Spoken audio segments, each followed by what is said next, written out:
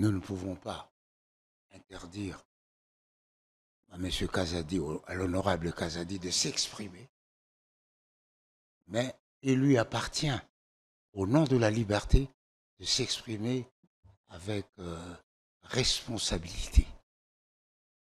Il a marqué des responsabilités dans cette communication. C'est un principe. Il a parlé d'un régime de jouisseurs. Ne rentrons pas dans ces détails. Vous m'avez posé une question, laissez-moi. Vous savez tout ce qu'il a dit. C'est pour cela que je dis, la liberté est une exigence. Et cette liberté-là n'est pas seulement pour l'honorable Kazadi, c'est aussi pour vous, les journalistes. Détenir une information, c'est une responsabilité redoutable. Parce que vous pouvez brûler la cité, tout comme vous pouvez apaiser la cité. Et donc, lorsque vous vous prononcez, il faut être responsable. Veiller aux intérêts bien compris de la République. Pourquoi vous ne parlez pas des 500 milliards? Pourquoi vous ne parlez pas de l'accord? C'est la raison de votre présence sur ce plateau. Non. Pourquoi vous ne parlez pas de l'accord de paix? Pourquoi vous ne parlez pas de l'abandon par le Rwanda de ses prétentions territoriales? Ce sont des éléments importants. C'est pourquoi vous êtes de loin plus déterminants que le règlement de compte d'un sujet, d'un homme politique, un règlement de compte de palais ou une tentative de positionnement. Ça, ce sont des effets périphériques. Dans le cadre de la gestion commune, quelle est la ligne rouge que nous ne devrions pas franchir pour Kinshasa? D'abord, cette expression gestion commune a comme une psychose. Mais c'est la vie que nous vivons. Nous gérons. C'est pas une première expérience. Nous gérons tout, déjà. André Aliatondo. Nous gérons déjà la proximité de nos parcs avec le Rwanda et l'émigration de nos animaux. Ça n'a pas pour autant donné une paix durable. Quelle sera la spécificité cette fois-ci dans l'accord qui sera signé? La paix durable ne viendra pas à cause de la signature. Elle viendra à cause de quoi? De la bonne foi. De la bonne foi et du redressement à chaque étape vers la paix. Alors, parce que la paix, mon Dieu, la paix militaire, la paix politique, la paix des populations, c'est un élément important. Quand vous parlez de la bonne foi, en des termes, on ne peut plus clair. Qu'est-ce que ça veut dire? La bonne foi, ça veut dire le respect des engagements pris. Est-ce que le Rwanda respecte toujours ses engagements ou est-ce que le Congo respecte toujours ses engagements? Écoutez, je ne parle pas du passé, je parle des dispositions que les États signataires du futur accord ont manifesté au moment des négociations. Totikala Setseko Ndenali Puta na wax de Maman Moseka Netoko Maka légende na 3.5 4.5 to 5.5 $. Signature Yalibela et Tikali inoubliable avec le wax de Maman Moseka.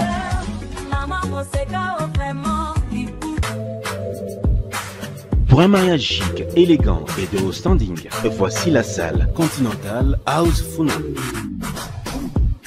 Pour toute conférence, anniversaire, mariage et d'autres cérémonies inoubliables, c'est dans notre salle de fête qui répond aux normes internationales.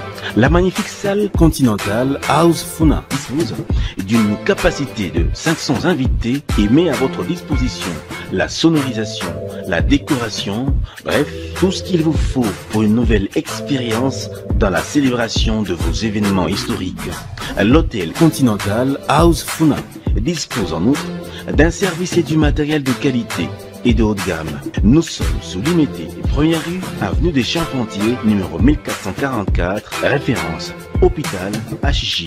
Contactez-nous au plus 243 98 21 05 741 et réalisez vos rêves avec Salle Continental House Funa. Coucou, je suis Tendela, ambassadrice des chaises.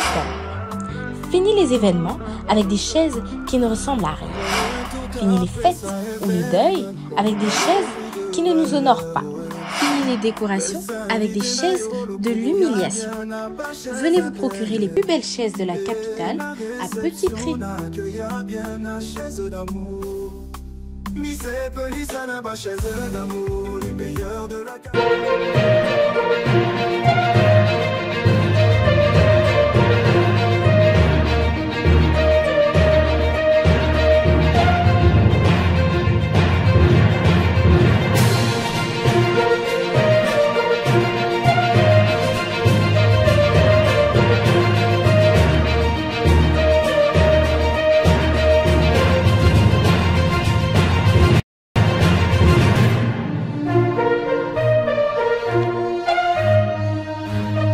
Allons-nous vers un accord de paix durable et solide dans la région de Grand Lac sous les auspices de Nations Unies ou des USA, comme on aime bien les dire?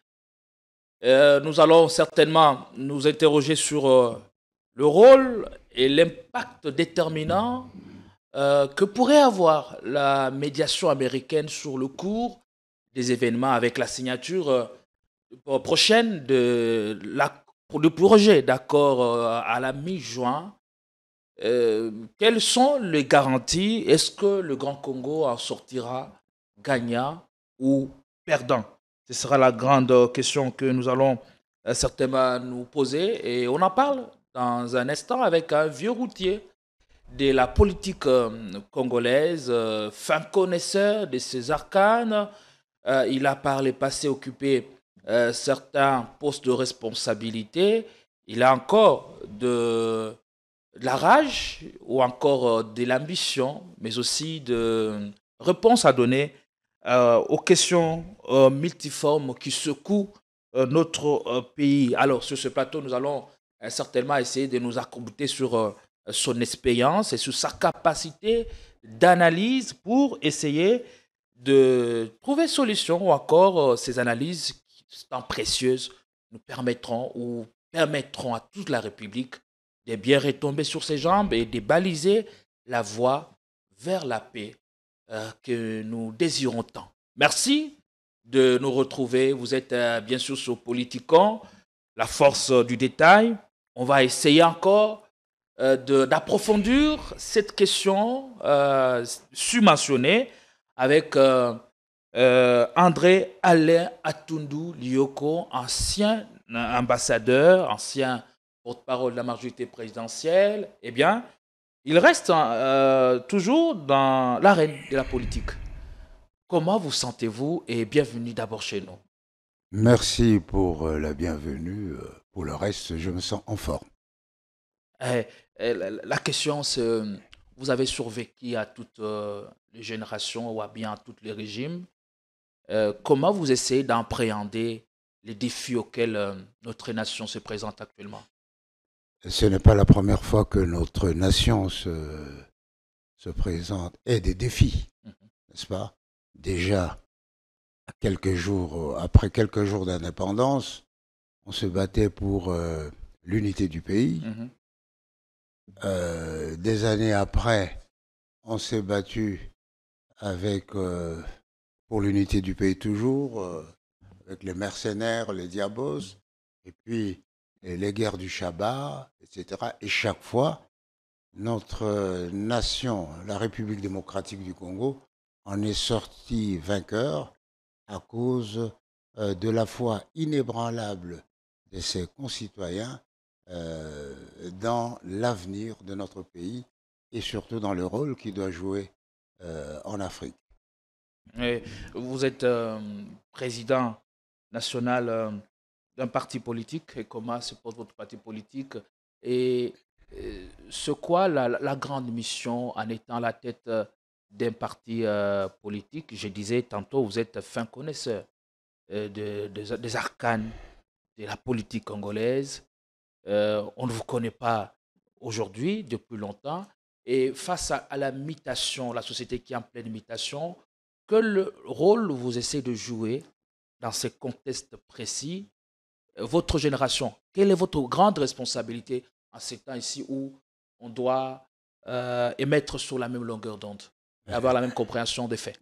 C'est la grande responsabilité de tout citoyen congolais, c'est de contribuer à l'instauration d'une paix crédible, notamment par les accords diplomatiques, par les forces de défense. Eh bien, c'est à ce prix-là, et la bonne foi des acteurs, bien entendu, que c'est à ce prix-là que la paix surviendra. Vous parlez d'une paix crédible. Qu'est-ce que cela veut dire? Ah ben, ça veut dire que chacun a de bonne foi et les termes de l'accord ne laissent personne. Personne n'a une réserve sur les points essentiels de l'accord. Et ce n'est pas la première fois que notre pays est victime de cette invasion rwandaise. Depuis tout ce temps, nous n'avons pas réussi à bien cerner le contour de cette question. À quel niveau avons-nous véritablement failli, selon vous? Non, je ne sais pas si on a failli. Mais aujourd'hui... Parce qu'on n'a pas encore réussi à avoir une paix crédible ou durable, comme vous l'avez dit tantôt. La paix est une démarche. Et aujourd'hui, nous ne pouvons pas dire que les autorités de la République, notamment le président de la République, le gouvernement et le Parlement, ne connaissent pas les tenants et les aboutissants du drame que nous vivons. N'est-ce pas? Ils savent que, au départ, puisqu'on l'a compris après, c'est à l'origine, c'est la contestation des frontières héritées de la colonisation. Après, il y a des motivations comme l'exploitation illicite de nos ressources, une certaine tendance à l'hégémonie sur notre pays, sur le gouvernant, et ben voilà. Allez, très bien. Nous allons essayer d'entrer dans le vif du sujet. On parle bien sûr de la paix dans l'est du pays. Oui, c'est important parce que le Congolais court après depuis des décennies, près de 3 décennies. Il faut absolument que nous puissions baliser les chemins vers cette paix jugée solide et même crédible pour emprunter les mots de l'invité sur ce plateau. Allez, on est parti de plusieurs processus régionaux et internationaux. Aujourd'hui, ce sont les USA qui sont en train d'assurer la médiation entre la République démocratique du Congo et le Rwanda. Il y a eu la signature de la déclaration de principe, mais aussi les deux parties se donnent jusqu'à la mi-juin pour parvenir à la signature d'un projet d'accord. La première question, pourquoi juin? Pourquoi pas mai? Pourquoi cette prolongation qui semble être intenable au regard du drame que nous vivons dans l'est du pays? Est-ce qu'il y a un problème de méfiance entre les partis? Le drame, comme vous dites, que nous vivons dans notre pays, dans la partie est de notre pays, est profond, a des origines historiques, a des origines idéologiques. Et donc, tout accord doit tenir compte de cela. Historique, c'est les colonisateurs qui ont dressé des frontières que l'Organisation de l'Unité africaine, dans une grande sagesse, a dit que nous ne pouvons pas y toucher. Les origines idéologiques, c'est l'idéologie du FPR. Quelle est l'idéologie du FPR? Donc, quand nous voyons dans la pratique, ils sont venus avec Mouzé, non pas pour l'aider, mais pour se servir derrière Mouzé. Et Mouzé s'en est rendu compte et il leur a demandé de repartir chez eux. Ils sont revenus sous forme de RCD, ils sont revenus sous forme de CNDP, de M23, aujourd'hui AFC. Et il faut tenir compte de cette idéologie-là. Pourquoi le FPR a une idéologie que nous pourrions qualifier de néocolonial, c'est-à-dire l'occupation des terres, l'exploitation des richesses et avoir la gouvernance sur les espaces occupés. Est-ce qu'aujourd'hui, par rapport à ce que vous dites, le Rwanda ne joue-t-il pas le rôle de mercenaire pour les puissances occidentales? Peut-être un rôle opportuniste, mais le fond du problème est d'origine rwandaise. Parce que le FPR et le président Kagame contestent les frontières héritées de la colonisation. Cela veut dire qu'il faudrait renégocier les frontières. Ce qui est une ligne rouge que aucun gouvernement ne pourrait franchir. En plus, protégé juridiquement par les Nations Unies, par l'Organisation de l'Union africaine. Donc c'est vrai. Ça, c'est deux d'origine idéologique du FPR. Le FPR, c'est le parti rwandais au pouvoir que préside le président Kagame. Il faudrait que son idéologie soit compatible avec les exigences de la paix, de la coexistence pacifique, de la coopération régionale et de façon générale de la convivialité internationale. Je pose cette question, c'est au regard de la déclaration de principe qui a été signée. Pour d'aucuns, ça donnerait autant de privilèges et d'avantages au Rwanda qu'à la République démocratique du Congo. Alors la question est de savoir le rôle que joue le Rwanda. Est-ce qu'il ne joue pas le rôle de mercenaire pour les puissances occidentales? Ça nous renvoie justement à voir cette autre question, les dynamiques en cours, les dynamiques économiques, les dynamiques politiques et même les dynamiques historiques, comme vous l'avez essayé de le dire tantôt, qui pourraient toujours alimenter une telle perception. Qu'en dites-vous?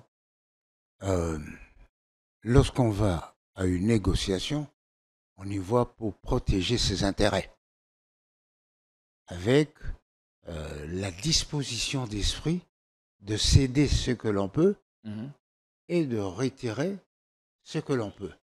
Et donc, on ne peut pas parler de victoire parce que le Rwanda a ses objectifs, le Congo a ses objectifs. Mais puisque vous tenez tellement à cette expression de victoire, le Congo a eu une grande victoire dès lors que le Rwanda a accepté d'évacuer la question des frontières. Ça, c'est très important. Le Rwanda a lâché. Oui, il a accepté. Il a accepté. Hein, il a accepté. Il a lâché, comme vous dites. C'est un élément important, sinon déterminant, dans la démarche pour la paix. Non, donc on ne reviendra plus sur cette question de frontières. Et le Rwanda n'a plus le... Ils ont dit ça, si vous avez le texte. Oui, justement. Si vous avez il ne peut plus demain ou après-demain remettre en question le frontière nationale de 1960. Oui. Mais ça c'est pratique depuis que nous sommes indépendants, depuis que l'Organisation de l'Unité africaine a décidé, pour éviter la fragmentation de l'Afrique en petits États ethniques et la prolifération des guerres, conséquemment, eh bien, les frontières héritées de la colonisation ne peuvent pas être remises en cause. À partir de cet instant, si le parti, parce que nous avons quand même la Tanzanie, parce qu'il y avait le Zanzibar et Tanganyika, eh bien, les deux pays se sont entendus, ils ont fait ça. Mais jamais de force. Jamais de force. À partir de cet instant, l'intérêt se portera désormais sur les dynamiques économiques. Non. Bien entendu, la dynamique économique est soutenue par la dynamique politique et diplomatique. Cela va de soi. Parce que le tout forme un tout. La politique, l'économie, le social, le militaire, la sécurité, etc. Et donc, quand nous négocions, nous devons tenir compte de tous ces paramètres. On ne peut pas d'abord une paix sans cessation des hostilités, c'est une illusion dangereuse. Se connaît. Une économie confrontée à la guerre d'agression pourrait difficilement se développer. Et dans le cas d'espèce, toute la partie insécurisée par le Rwanda, eh bien, les populations se sont déplacées, ne vaquent plus à leurs occupations, les enfants ne vont plus à l'école. Bref, la vie nationale n'est plus valable dans cette partie de la République. Et comment vous essayez de comprendre le fait que le Rwanda soit associé à ceci? Parce qu'on parle des intérêts économiques, l'argument des frontières étant vidé, tout se focalisera maintenant sur les intérêts économiques. On parle même de la gestion de ressources hydrauliques, des parcs nationaux. Comment on va faire? On va gérer conjointement toutes les ressources naturelles dont dispose à foison la République du Congo. Comment le Rwanda a-t-il été associé à cette perspective alors que c'est la RDC qui a soumis l'offre aux États-Unis d'Amérique? Bon. D'abord, il faut savoir que le Rwanda est un État voisin avec qui nous n'avons pas toujours eu des rapports aussi hostiles, aussi guerriers. Et à l'avenir, la vocation est que nous puissions travailler plus pour la coexistence pacifique et la coopération entre les deux États que de passer notre temps en confrontation qui pourrait nous retarder en donnant l'illusion à l'un de nous, eh bien que c'est lui le gagnant. Est-ce que cela ne va pas sans dire que le Rwanda est le mercenaire pour les puissances occidentales? La question que je vous ai posée nous parlons il y a quelques instants vous déjà. parlez de l'implication du Rwanda. Je vous dis, c'est un voisin.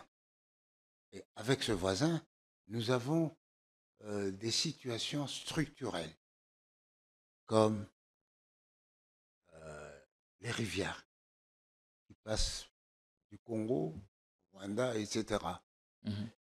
Comme nos parcs qui abritent des espèces animaux qui émigrent et rentrent d'après les paramètres de leur confort. Nous avons des richesses communes, comme le lac, comme la rivière, que nous avons eu déjà à partager et à exploiter ensemble dans le passé. Nous avons des projets, nous avons déjà des mécanismes de gestion des problèmes soulevés par ou occasionnés par les parcs, la proximité des parcs, etc. Donc, ces expressions-là ne sont pas imposées. Ces expressions-là traduisent les réalités que nous pratiquons et que nous voulons garantir pour permettre le développement de nos deux pays. Souvenez-vous que du temps de la CPGL, nous avions une même compagnie d'électricité, nous exploitions les gaz, etc. Et nous voulons rentrer dans ce genre de projet, peut-être en agrandissant à l'Ouganda et à la Tanzanie. Si par le passé, on a eu à avoir une gestion conjointe de ressources naturelles, mais cela n'a jamais suffi à faire rétablir totalement la paix dans l'est du pays. Qu'est-ce qui vous rassure que cette fois-ci, eh bien, on va y arriver? Pourquoi s'inscrire encore dans une telle démarche? La paix, au-delà des accords et des actes, c'est un état d'esprit, un défi permanent à entretenir, à créer et entretenir une atmosphère de sérénité sur le plan politique, sur le plan militaire et sur le plan économique. Et donc, c'est un défi pour l'avenir. Mais ceci dit, les processus, Luanda, Nairobi, Luanda, Doha, États-Unis, c'est un ensemble structuré, disons, j'allais dire, logique, de façon séquentielle. C'est Nairobi qui a donné naissance à Luanda, c'est Luanda qui a donné naissance à Doha. Eh bien, Doha a donné naissance à la médiation américaine, avec la signature de l'accord de paix entre le Congo et le Rwanda. Mais n'oublions pas le partenariat stratégique qui a vocation et rôle à consolider cet accord de paix. Bien, cet accord avec les États-Unis est aussi important. Vous ne craignez pas que ça puisse surcoûter en ayant plusieurs processus au même moment? Non, c'est pas. On est dans une suite logique. Ce sont des processus qui constituent une évolution normale et logique des choses. Okay. C'est-à-dire, la médiation américaine aujourd'hui couvre tous ces processus, notamment en garantissant la paix. Il y aura, je crois, les Blackwaters, notamment en donnant les moyens de développement, parce que ça peut être aussi un problème. Aide au développement. Non, ce n'est pas une aide, c'est l'accord stratégique. Nous accordons nos ressources, les réserves stratégiques, les matériels, les minéraux stratégiques. Minéraux critiques et stratégiques, ou rares, et eux, ils mettent à notre disposition le fonds nécessaire pour le développement de notre pays. Donc ça c'est du donnant-donnant. Et à nous de veiller à nos intérêts, c'est-à-dire d'établir une période d'évaluation cyclique, 3 mois, 6 mois, pour qu'on puisse mettre en équation l'exploitation de nos richesses par les Américains et la contrepartie en fonds disponibles pour le développement de notre pays. Vous, André Aliatondo, vous faites si bien de le rappeler que nous sommes dans une évolution logique et normale, mais nous devons d'abord ici situer le contexte et l'heure à laquelle les États-Unis interviennent. Les États-Unis interviennent seulement au moment où nous leur avons formulé l'offre de minerais contre sécurité. Cela étant, est-ce que la RDC ne serait pas en train d'en sortir avec pas grand-chose dans la signature de cet accord de paix? Moi, je ne sais pas. Si 500 milliards de dollars... Parce qu'avant, ils n'ont jamais été intéressés. Si 500 milliards de dollars ne signifient pas grand-chose, alors je ne sais pas qu'est-ce qui signifierait grand-chose. Allez. Donc, j'ai dit, on va en négociation avec des objectifs. Dès qu'on atteint ces objectifs, pour vous, les négociations ont été efficaces. L'autre partie vient aussi avec ses objectifs. Dès qu'il atteint ses objectifs et que tous les deux, vous convenez, vous admettez que cet accord est équitable, alors à ce moment-là, la coopération peut continuer. Tout c'est bien. Les 500 milliards en minerais. Qu'est-ce que le Congo fait des minerais critiques? Pendant combien d'années? C'est 15 ans. 15 ans, ce qui signifie aussi une garantie de paix. Souvenez-vous. C'est une garantie? C'est une garantie parce que les Américains ne vont pas laisser 500 milliards pendant 15 ans dans une zone troublée ou dont ils n'assurent pas, n'est-ce pas, la sécurité. Pensez-vous que l'accord qui sera signé liera la RDC, même après même après, je voulais parler de l'après Tshisekedi. L'accord pourrait être solide et durable.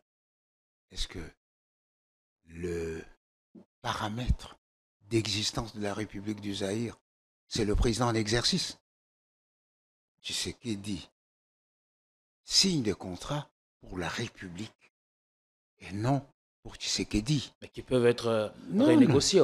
On l'a vu avec Sikomine, le Chinois. Le contrat a été renégocié. Le Congo a obtenu son indépendance dans un certain contexte. Cela ne lui a pas empêché de revenir sur le contentieux belgo-congolais. Cela ne lui a pas interdit de revenir sur certains accords en termes d'évolution ou en termes de redressement. Donc ça, c'est tout à fait normal. Il faut se préparer à cela.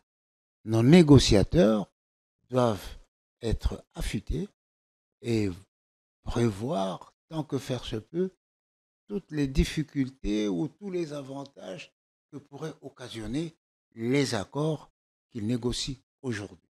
Parce que si, en tout état de cause, ces accords ne consolident pas, ne tiennent pas compte des intérêts majeurs, structurants et bien compris de la République, c'est évident que celui qui viendra après va remettre en cause. Ou même, c'est que dit lui-même, lorsqu'il verra qu'il a mal négocié, il va remettre les choses en cause. Allez, on va évoluer, mais bien avant, on va prendre cet élément avec la complicité de la régie, la précision du ministre des Affaires étrangères du Rwanda sur cette question. Les deux parties semblent être ouvertes à un accord de paix pour mettre fin au bruit des armes dans la région de Grand Lac. On prend cet élément pour eux. On revient, on demande ce qu'en pense l'invité. Et le 2 mai, les deux parties ont soumis leur contribution aux États-Unis, à la partie américaine, qui va consolider, qui va mettre en place et finaliser un projet d'accord de paix entre les deux pays. Et nous, les ministres des Affaires étrangères, nous allons nous rencontrer dans la 3e semaine de mai pour finaliser ce projet d'accord qui aura été discuté par des experts auparavant. Et puis, on espère qu'à la mi-juin, il y aura une signature de cet accord de paix à la Maison-Blanche, donc avec le président américain Donald Trump, et les deux présidents concernés, mais également les présidents des pays ou des communautés qui ont joué un rôle dans la médiation. Le président, le chef d'État, parce qu'il y a l'émir du Qatar, il y a le président togolais, bien sûr, qui est le médiateur africain, et aussi le président kenyan qui représente l'UAC, et le président zimbabwéen qui représente la SADC. Donc, on espère que si tout va bien, donc, on aura un accord de paix qui va nous permettre d'aboutir à une paix définitive dans la région. Voilà. André Atondo, vous avez suivi les ministres des Affaires étrangères. Vous allez commenter ceci. Et l'autre question, c'est de savoir quels sont les indicateurs qui permettraient objectivement de mesurer les gains et les pertes à long terme.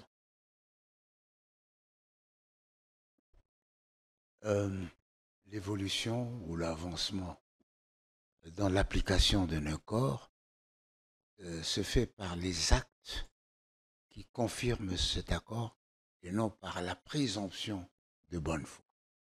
C'est-à-dire, aujourd'hui,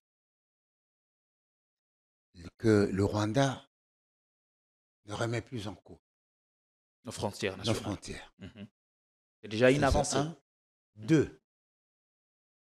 Sa présence n'étant pas désirée, eh bien, il doit pouvoir évacuer, retirer ses troupes. Il doit cesser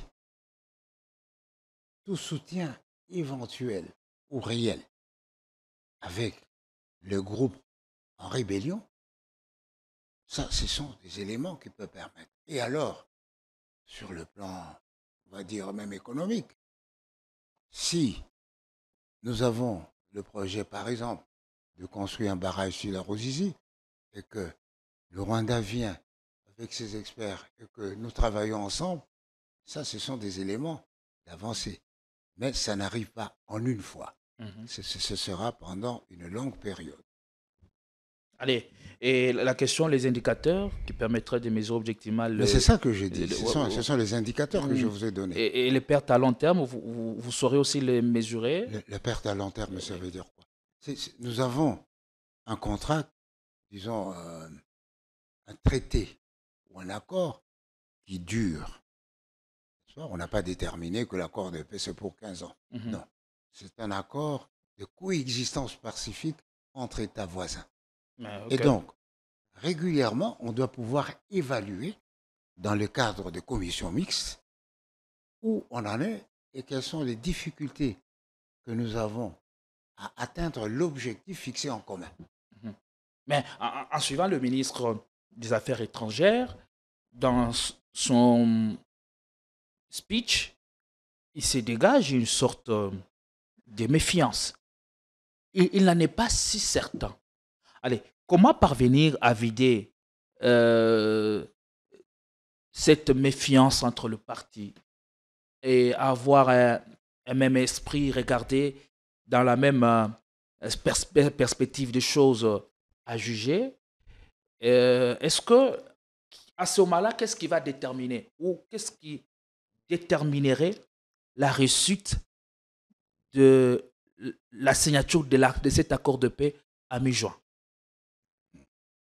D'abord, les propos du ministre rwandais des Affaires étrangères expriment l'entendement du Rwanda par rapport à l'accord de principe et au projet de la signature de l'accord de paix. Tout à fait. Ce n'est pas une référence absolue, parce que ce point de vue doit être mis en rapport avec le point de vue des Congolais. Nous aussi, nous disons, tiens, ceci, effectivement, c'est ce que nous nous sommes dit, etc.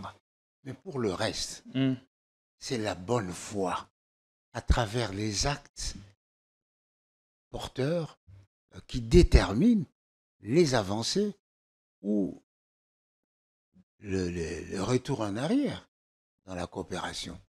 Si, supposons que l'acte de l'accord de paix débouche, allez, après 5 ans, en la création d'une communauté politico-économique avec le Rwanda, le Burundi, l'Ouganda, la Tanzanie, la RDC, eh bien c'est une avancée. Mais supposons que cet accord, à cause de ce que vous appelez méfiance, aboutit à la rupture des relations diplomatiques, à la rupture de toute coopération, eh bien on dira on a reculé. Ce n'est pas normal. Donc aujourd'hui, je pense qu'il faut leur créditer de bonne foi, de part et d'autre, et voyons voir. C'est l'attitude que nous devons surtout aussi avoir, et que chacun doit avoir. Chacun doit avoir cette attitude, parce que lorsque quelqu'un se rend compte qu'il a été roulé dans un accord, eh bien, sa réaction peut être non conforme à ce que vous attendez. Donc, il faut veiller à ce que les termes convenus soient exécutés dans le contexte ou dans les conditions entendues ensemble. Et dans le cadre de la gestion commune, quelle est la ligne rouge que nous ne devrions pas franchir pour Kinshasa? D'abord, cette expression gestion commune a comme une psychose. Non. Mais c'est la vie que nous vivons. Nous gérons. C'est pas une première expérience. Nous gérons tout, déjà. Nous gérons déjà la proximité de nos parcs avec le Rwanda et l'émigration de nos animaux. Ça n'a pas pour autant donné une paix durable. Quelle sera la spécificité, cette fois-ci, dans l'accord qui sera signé? La paix durable ne viendra pas à cause de la signature. Elle viendra à cause de quoi? De la bonne foi. De la bonne foi et du redressement à chaque étape vers la paix. Alors, parce que la paix, mon Dieu, la paix militaire, la paix politique, la paix des populations, c'est un élément important. Quand vous parlez de la bonne foi, en des termes, on ne peut plus clair. Qu'est-ce que ça veut dire? La bonne foi, ça veut dire le respect des engagements pris. Est-ce que le Rwanda respecte toujours ses engagements ou est-ce que le Congo respecte toujours ses engagements? Écoutez, je ne parle pas du passé, je parle des dispositions que les États signataires du futur accord ont manifesté au moment des négociations. Parce qu'ils avaient un témoin privilégié, la médiation américaine. Médiation américaine qui a contribué aussi à la sérénité des négociations et à la crédibilité des négociations, devrais-je dire. Allez, on va certainement évoluer. Et comment on envisage, comment envisage-t-on gérer conjointement toutes les ressources? Comment nous gérons nos ressources au Katanga? Pour qu'il n'y ait plus de Non, comment nous gérons après? Comment nous gérons nos ressources au Katanga? Comment nous gérons nos ressources à l'Équateur? Ici, mais non pas de la gestion conjointe. Non. C'est la question. Comment nous gérons? Nous gérons avec d'autres. On gère l'exploitation de cuivre avec d'autres. On gère l'exploitation de bois à l'Équateur avec d'autres. On gère l'exploitation des minéraux avec d'autres. Donc, c'est à nous de garantir que cet accord de cogestion est de nature à sauvegarder nos intérêts majeurs. Parce que la cogestion, ce n'est pas une arme fatale. Est-ce que ça n'officialise pas enfin ce que le Rwanda aurait toujours souhaité? Ça veut dire quoi? Qu'est-ce que le Rwanda souhaite? La présence ou l'omniprésence du Rwanda, ou la domination, en d'autres termes, du Rwanda sur le Congo. Je vous ai dit. Parce que le Rwanda, la question FDLR n'a pas été prise en compte. Et pendant ces temps, on ne sait pas comment ça va se passer. Est-ce que le Rwanda n'est-il pas toujours en train de tirer son épingle du jeu avec les États-Unis qui en tirent aussi profit à leur manière? Parce que depuis toujours, nous disons que la guerre est toujours dictée ou elle vient de très loin. Et que le Rwanda, ce n'est qu'un canal par lequel on passe. À chacun de sauvegarder ses intérêts en veillant aux intérêts des autres. Vous pensez que ça a été bien négocié? Je ne sais pas. L'accord n'est pas encore signé. On vous a donné des principes. Non, on vous dit la déclaration des principes, c'est déjà un accord minimum. Oui, mais que dit cet accord? Il détermine les sujets sur lesquels l'accord de paix va porter et sur la philosophie. Et l'orientation. Non, c'est ça. Et la philosophie de travail, c'est-à-dire privilégier la paix. N'est-ce pas? Au détriment des armes. Comme diraient les juristes. De privilégier la paix. Il est temps que en se basant sur ce que la RDC offre. Mais c'est un accord. C'est une négociation. Si la RDC ne se retrouve pas, elle ne va pas signer. Si le Rwanda ne se retrouve pas, elle ne va pas signer. Si les États-Unis ne se retrouvent pas, ils ne vont pas continuer leur médiation. Donc, au départ, la bonne foi, c'est l'absence d'une méfiance injustifiée ou factice. Ok. Allez, je tiens à rappeler ici le principe. Les principes fondamentaux dans l'accord qui pourrait être signé à mi-juin prochain entre le Rwanda et la RDC. Il y a la souveraineté nationale qui ne doit pas être remise en cause, c'est ça? la souveraineté, le respect des droits humains, équité économique.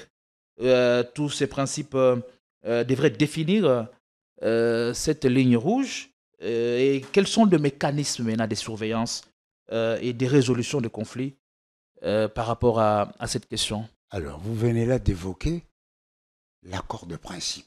Tout à fait. Et dans l'accord de paix, doit être spécifié les modalités d'application.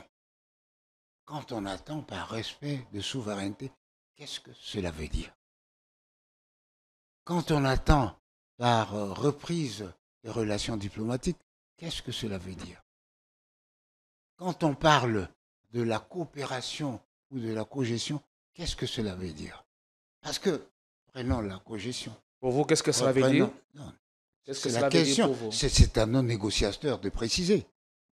Parce que, quand on parle de la cogestion, par exemple, il y a les intérêts des habitants, des populations, des sites à exploiter. Il faut tenir compte d'eux. La protection de l'environnement, notamment. La protection de nos populations, d'abord, dans leur environnement. C'est-à-dire leur créer un certain confort social et un confort individuel, un bénéfice individuel.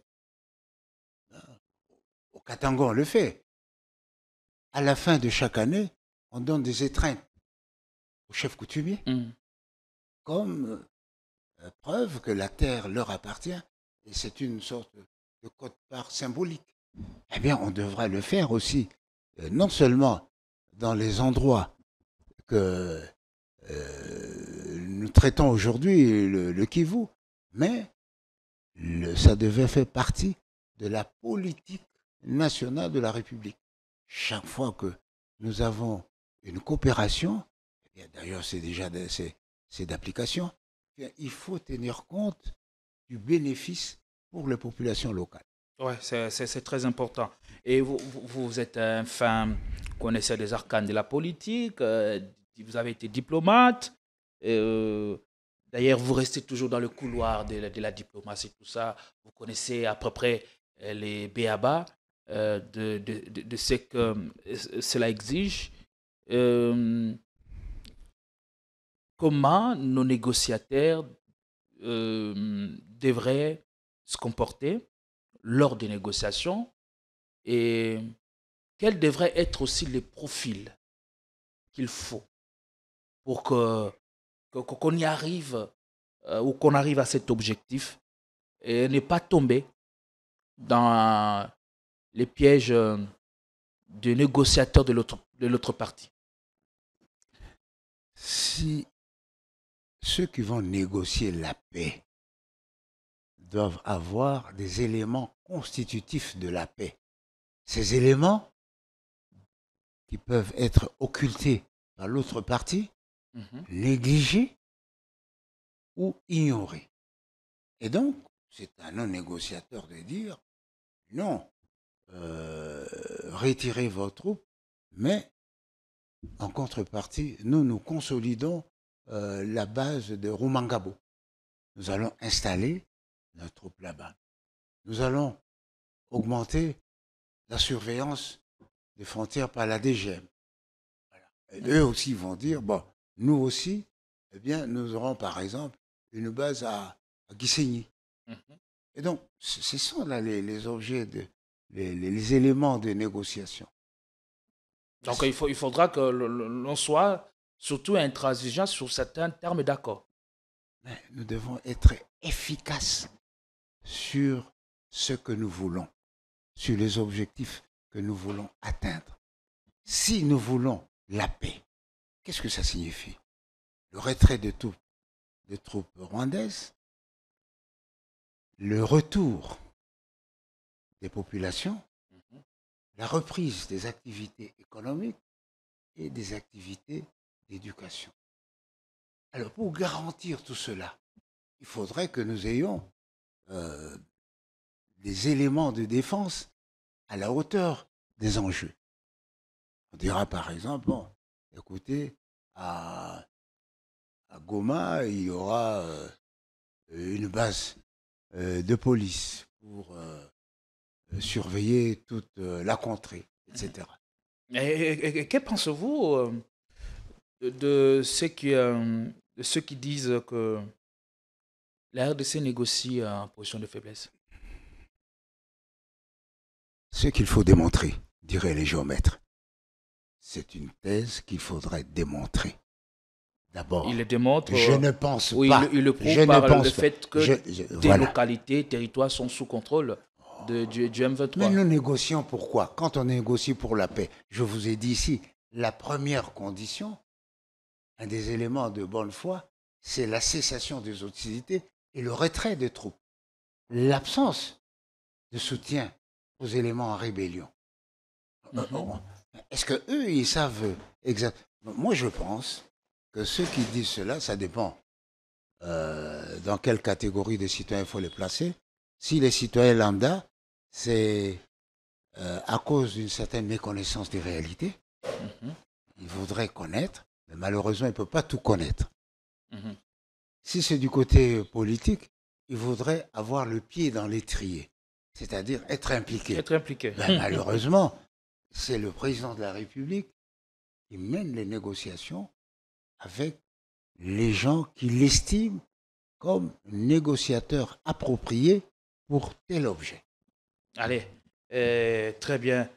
Sur ces sujets, un dernier mot, et autre chose que nous devons comprendre, ou autre chose que vous devez peut-être faire entendre à ceux qui nous regardent et nous suivent. Non. Je crois que l'opinion nationale n'a aucune raison de se méfier de la perspicacité de nos négociateurs à défendre nos intérêts. Parce qu'il est dangereux de croire que sur 100 millions de personnes, vous êtes un groupe de 10 qui possédez la vérité. Ça, c'est la voie ou le lit vers la pensée unique, l'intolérance. Donc, il faut faire confiance à celui qu'on appelle le garant de la nation, à ce qu'on appelle le gouvernement de la République. Le garant de la nation n'existait pas. Gouvernement... Selon la Constitution du 18 février 2006. Pardon? Le garant de la nation n'existait pas. L'expression traduit une réalité qui peut ne pas avoir été prise en compte dans la Constitution, mais toujours est-il qu'aujourd'hui, si le président ne veut pas de ceci ne se fera pas. Mais cela ne veut pas dire qu'il est le garant de la nation. C'est ça le garant. Non, c'est ça être garant. C'est-à-dire que tout ce que la Constitution dit, il faut veiller à son application. C'est même le sens de son serment constitution d'investiture. Donc, ça c'est très important. Deuxièmement, il faut nous préparer aussi à vivre la paix et la coopération. Les Rwandais viennent chez nous, nous devons nous préparer à aller chez eux. Mais ça s'est fait déjà. Il faut se préparer à aller chez eux. Pas seulement les gens de Goma qui vont acheter à Gisenyi inversement, mais des Congolais qui vont là-bas pour investir. Okay. Je vous donne le... Il y avait, dans l'évolution des choses, malgré la présence de la CPGL, eh bien, il y avait un besoin. Eh bien, Bemba, le papa, a aligné ses vols Sibé sur Kigali, ce qui n'était pas le cas. Donc, c'était une ouverture politique et économique qui permettait aux hommes d'affaires rwandais de venir au Congo, Kinshasa, et aux hommes d'affaires congolais d'aller à Kigali. Et je me souviens qu'il y avait des projets communs entre Bemba Papa et Madjambere. Okay. Donc, ça c'est très important. Et puis, il ne faut pas céder à la facilité. L'avenir n'est pas un chemin tout tracé, macadamisé. L'avenir c'est un engagement à tracer un chemin carrossable. Okay. C'est ça l'avenir. Oui. Et donc, nous avons besoin de la cohésion nationale. La cohésion nationale n'est pas seulement la cohésion des politiciens. La cohésion nationale, c'est la prise en compte des problèmes des forces vives de la République et essayer de les résoudre dans une cohésion plus sociale. Aujourd'hui, je veux bien que nous puissions nous réunir à Doha, aux États-Unis, nous signons des accords de paix. Mais les mamans de Maléoa, les mamas Bipopola, les étudiants qui n'ont pas de travail, les chauffeurs, les conditions de travail, la protection de la main-d'œuvre. Il faut organiser un colloque social. Merci beaucoup.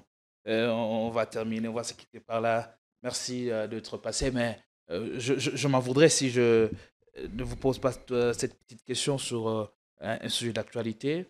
La sortie médiatique de l'ancien ministre des Finances, Nicolas Kazadi. Eh bien, depuis cette sortie, il y a une levée des boucliers, chacun va selon son commentaire. Alors, l'émotion étant passée, il est temps d'analyser froidement tout ce qui a été dit. Qu'avez-vous retenu et que pensez-vous de cette sortie médiatique? Pour beaucoup, ça met à nu les insuffisances du régime Tshisekedi. D'abord, que la liberté a ses exigences et la liberté a malheureusement ses dérapages. Nous ne pouvons pas interdire à M. Kazadi, à l'honorable Kazadi, de s'exprimer, mais il lui appartient, au nom de la liberté, de s'exprimer avec responsabilité. Il a marqué des responsabilités dans cette communication. C'est un principe. Il a parlé d'un régime de jouisseurs. Ne rentrons pas dans ces détails. Vous m'avez posé une question, laissez-moi. Vous savez tout ce qu'il a dit. C'est pour cela que j'ai dit, la liberté est une exigence. Et cette liberté-là n'est pas seulement pour l'honorable Kazadi, c'est aussi pour vous, les journalistes. Détenir une information, c'est une responsabilité redoutable. Parce que vous pouvez brûler la cité, tout comme vous pouvez apaiser la cité. Et donc, lorsque vous vous prononcez, il faut être responsable. Veiller aux intérêts bien compris de la République. Ça, c'est un. Deuxièmement, cette tendance morbide qu'à chaque étape de la vie, eh bien, ou à chaque achoppement de la politique, c'est l'échec de Tshisekedi. Bon, je vous l'accorde. Mais pourquoi vous ne saluez pas les 500 milliards? Pourquoi vous ne saluez pas la perspective? Non, nous nous attenons à ce qu'il a dit. Non. Nous nous attenons à ce qu'il a dit. Pourquoi vous ne saluez pas? Il a qualifié le régime de jouisseur. Laissez-moi d'abord. Nous avons dépassé Kazadi. Pourquoi vous ne parlez pas des 500 milliards? Pourquoi vous ne parlez pas de l'accord? C'est la raison de votre présence sur ce plateau. Non. Pourquoi vous ne parlez pas de l'accord de paix? Pourquoi vous ne parlez pas de l'abandon par le Rwanda de ses prétentions territoriales? Ce sont des éléments importants. C'est pourquoi vous êtes de loin plus déterminants que le règlement de compte d'un sujet, d'un homme politique, un règlement de compte de palais ou une tentative de positionnement. Ça, ce sont des effets périphériques. Les éléments importants, c'est nous aurons 500 milliards qui vont permettre au président de la République et à la République de réaliser le développement à partir de 145 territoires, et que ces 500 milliards, ce n'est pas seulement pour son régime, mais même pour celui qui va arriver après, etc. Il faut être positif. Merci beaucoup. Il faut être positif pour ne pas donner l'occasion aux ennemis de la République de prospérer autant que la trahison interne. Allez, merci beaucoup. Le grand défi restera celui de restaurer et améliorer l'image de la RDC sur la scène internationale. Dans ce contexte, oui, nous avons les hommes qui sont capables de relever ces défis. Merci de votre présence sur ces plateaux. Merci de vous être déplacé jusqu'ici. On recevait André Aléa Toundou qui nous a éclairé par sa capacité d'analyse sur cette question cruciale. Le projet d'accord qui sera signé, sauf tremblement de terre, lors de la mi-juin prochain entre la RDC et le Rwanda sous la médiation américaine.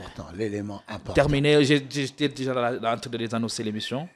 L'élément important, c'est que le Congo est au centre de toutes les négociations qui concernent son avenir, que ce soit la paix, que ce soit la coopération. Et cela, c'est un signe que l'image du pays s'est améliorée. L'image du chef de l'État s'est améliorée. Soyons positifs. Ça, c'est vous. Je me réserve de vous contredire. Allez, on se retrouve très, très, très vite avec le même plaisir. Bonsoir chez vous.